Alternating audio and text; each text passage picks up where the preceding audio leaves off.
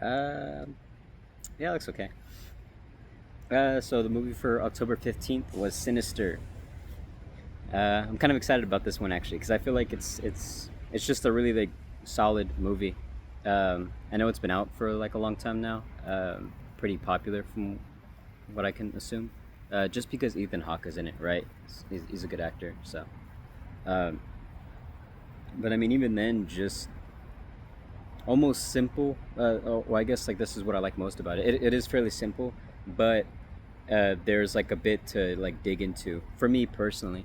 And I mean, starting off, it finally addresses that thing that I've brought up a few times, right? Or I brought up specifically whenever I talked about Veronica, the Spanish horror movie. Just like horror movie like based on like true events sort of thing. But it's kind of a minor theme in this, and like a point of like contention with like the local like officers and stuff, with Ethan Hawke's character, the fact that he writes true crime to begin with, you know what I mean? And it's just assumed that he's like only in it for profits. And I mean, I've talked about that, especially with like horror that's based on true events or like based on a true story. Like at the end of it, you're just kind of making money off people's suffering, and I feel like that's like a morality thing that should weigh on the people. But obviously, for a lot of people, it probably doesn't, right? Money's more important. Uh, and then again, just sort of what's the word? Well, I guess like in reality, it's a movie, right? So like they can say based on a true story, but because it's a movie and because they need to sell tickets, they're gonna exaggerate certain aspects of the story. So I mean, like, well, like what's real, what isn't? Am I just to assume that all of this is real? You know, it's like a weird blurred line. And then I mean, again, if it is a true story, that means these people suffered either like emotional trauma or whatever, or like they just straight up died. Um, and then yeah, so that's something that gets brought up here in this movie. And then like one of the defenses that I can actually see for this is the defense that Ethan Hawke's character gives. He just says like, well, like their story needs to be told, and if I can tell that story and it can like lead to some kind of justice, then then that's like that's the reason why I do this. And yeah, fair enough. I never really thought about it like that. um, but I guess the assumption there is like the person that's writing the story has like pure intentions. But obviously, for a lot of people, that's really not the case. Like the story is interesting enough to like get people like either talking about it or like watching it, right? If it's a movie, and then I mean with like true crime stuff, like if it's a book, it gets people like buying and reading your book. And that's also kind of what comes up here and there, like within this movie as well. Because he's like watching an old interview of himself, and like he gets asked like, oh well, like what's most important about the job, and jokingly he says like, oh, money and fame, right? Because that's kind of like the assumed answer. But then obviously he like goes on to like talk about justice and like finding truth for the people that suffered beforehand. But that is like a very real thing, right? For some people, it is about just making money. It's about finding fame, and even though he does like have like a high sense of morality, like he does want to do this, for those like lost. In the back of his head, like it is about money. It is about ego. It's about legacy for him. Obviously, like the conversations he has with his wife about his legacy, and he thinks his legacy is in the books. And then whenever he's trying to explain to the kids like why it's so important that he writes the book, he always relates it to money. He's like, well, then we'll have money, we can do whatever we want. um, and then also just like his personal um, ego, right? It was like, well, like, I got to write this book, I got to do this because I wrote that good book like so long ago, I like need another one. um, he's just like weighing this like career path like higher than everything else in his life. And to me that was an interesting that was an interesting bit in the movie. I liked all that stuff a lot. um Anything else? I mean, no, not really, but like his character is like quite interesting and deep if you're willing to engage with it, right? And then obviously Ethan Hawke, I like Ethan Hawke. So like that was the initial pull in. But then all the other acting is really good too. Like his wife is a really good actress, and the conversations that they have are really good. Like at some point, it really does just turn into like a really good like family drama almost, with like horror elements. But the conversation that they are having about like Ethan Hawke and like his legacy, like that part is like sort of intense. But obviously for a different reason aside from horror, it's intense and like the dynamic, or I guess the pushing of the dynamic, right? You have this husband and wife like fighting each other for like the potential future that they're going to be sharing. And that stuff is interesting. I like that a lot. That whole conversation. Um, but yeah, so just enjoyable in those ways. And I feel like I can safely say that I just like this movie. I might like this is a weird one because like I feel like I kind of got everything out of it, but maybe on like a slow day, and I just like need to rewatch something. This would be good like background. As for scares, like kind of 50-50. Obviously, like it is more like trying to build like tension and what's the word? Just sort of like a creepy atmosphere, right? Because obviously, if you're like kind of squeamish around death, like they do show like various like types of death and like various like horrific death. Like obviously the main one, it's like hanging. I guess like what would you call like a fire related death? Uh, yeah, that, and then what's the other one? Drowning, right?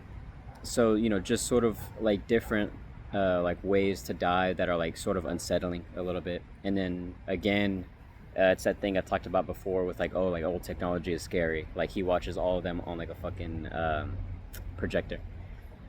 Again, it's just like it just adds atmosphere. It's like, yeah, like this old technology is a little bit creepy, and I mean it also helps with the lighting since you need like all the lights off in order for the projector to work, so it adds to that atmosphere a bit better. Um, but then I mean, also speaking on lighting, I mean like I get it. Again, like the projector is like the main like thing, um, so it kind of has to be dark. But this movie is like really really dark. Even during like daytime scenes, like like it's the daytime, but he's like inside his house, and his house is like pitch black. Just like a small like nitpick, I guess, but something I found a little bizarre. Um, I think like again for the horror, like having this kind of like occult like tie-in with it is interesting. I've always found stuff like that really cool, occult stuff. Whenever I think occult, I think obviously like Ouija board stuff, right? And I mean we talked about Veronica, but then more specifically, whenever I think of like a really good occult horror movie, I think of Hereditary, right? I mean, again, with that one, like it is like a like ritual, like trying to uh, puts like like reincarnate this pagan deity. Was it a pagan deity? I don't know. I just remembered it was like a like another devil essentially, Paimon, right, in Hereditary. But yeah, so occult stuff can be pretty cool, and obviously like it's really good for horror because it's just like a lot of inspiration to pull off of. Um, so that angle in this was cool, and then obviously you have what's his name, Mr. Boogie. Uh, I'm trying to think of the name off the fly. Bagul. There you go. Yeah, so you have this like Bagul demon that's like also just like kind of haunting in the background, and it's a cool look, I guess. Um, but then I think like obviously like the one scene he has that's like especially scary, and then I guess it also kind of feeds into like Ethan Hawke's like mindset at the time. I feel like he's so like distracted, and obviously like all of these like horrors that he's witnessing. Like, there's like the good shot where he's like facing like off a little bit, but his like screen is still on, and then you just see like Bogul like face him, and then face back, even though it's like in a like playback recording, and it's like paused at the moment. But like I feel like it is like in Ethan Hawke's like headspace at that time, for him to like almost like hallucinate that. But then obviously we do learn that it is like more of like a supernatural occurrence, so like that does just happen. But I don't know. I feel like in my like head canon, it's a bit more interesting if that's just like a pure hallucination. I mean, maybe it is. Maybe that was the intent, or that's what I got out of it at least. But I'm pretty sure, like, since they do mention Bagul is like a more supernatural entity, that was just like a supernatural like phenomenon. Um, I guess another like minor negative for the movie. Again, it does that thing. I feel like I've talked about it before, but with the writer director like not really like having faith in the audience to come to the conclusions. And I mean, again, like I said, like this movie's simple, and that's kind of what works about it. But Ethan Hawking, or Ethan Hawke, his character, he does that kind of annoying thing where like he'll say like the thoughts out loud, or whenever he's like first watching the videos, he's like writing stuff, like questions that maybe like the audience would have already been asking anyways, but it's just like stupid shit like, oh, like what's going on here, like who's recording this stuff, like where's the girl, blah, blah, blah, just stuff like that. But that's stuff the audience would be thinking anyways, especially if they're engaged, right?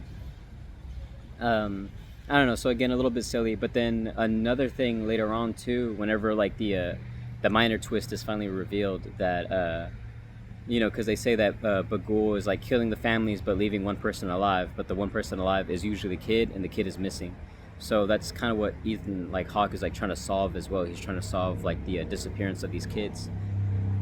Um, and then at the very end it's revealed that, oh, all the kids are like living inside of these videos, like the ones that are being recorded about the deaths of the families, like that's where the kids are hiding, which is interesting actually. I thought that was quite cool. But I mean, again, like that's what Ethan Hawke says. He's like, oh, it's the missing kids, you know did he need to say that? Not really. I feel like his like shocked expression kind of says it all. And then even then, it's like a really obvious conclusion to come to if you're just. I mean, again, like if you're just engaged and watching the movie, you're gonna like know that anyways, right? But again, like to me personally, that's just like a film problem. Like movies are like a visual media, so you should be telling your story visually. You shouldn't have to say everything. Show don't tell, right? um, yeah, so just like for me personally, just like minor complaints that I have here and there, but largely I just really enjoyed it. um, you know and then I think it's good too, like the ending, right? I mean, again, like I talked about it with Ethan Hawke's character, but he's basically obsessed with the idea of like making another hit book. And I think it's just like a good writing thing that by the end of it he kind of pays the price for it. um, and then it's also sort of like a ironic thing, because something that he says a lot too is like, whenever he's writing this stuff, he's like, oh yeah, I just think that I can like find stuff that like the police probably miss.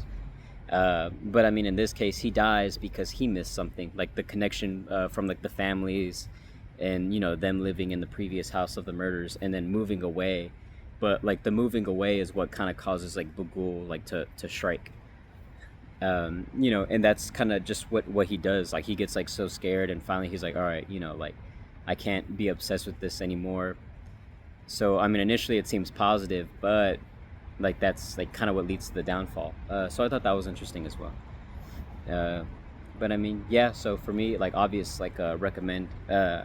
Again, it's just solid all around, and but there's definitely a lot to pick apart. And I mean, like for me, and what I've been talking about so far throughout the month, like this, like kind of ties it together, which is really cool. Um, but yeah, Sinister, check it out if you haven't. I'm pretty sure a lot of people probably watch this one, right? But no, good movie. Regardless, take care.